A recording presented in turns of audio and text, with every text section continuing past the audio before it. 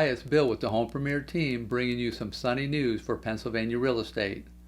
In a recent article from the Morning Call, a statement was made that so many solar projects are planned for Pennsylvania that soon the sun will provide more energy than coal or nuclear power does currently. As of now, more than 14 gigawatts of Pennsylvania's S-based utilities 4-scale solar lines are planned to be set in place by PJM interconnection.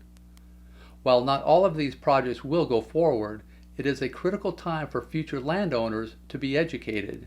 Dan Brockett is a Penn State Extension educator that estimates more than 5,000 Pennsylvania landowners have been approved with options to sign agreements giving solar developers 2 to 5 years to decide whether or not to proceed with decade-long leases.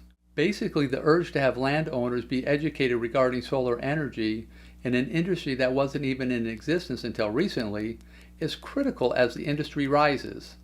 Some advice from an attorney about the subject: never sign an offered lease as is, carve out pieces of your property that would be off limits to the development, and always consult an attorney. Would you take a deal to sign a lease for solar panels on your land? Let us know in the comments. Thanks for watching, and we'll see you on the next update.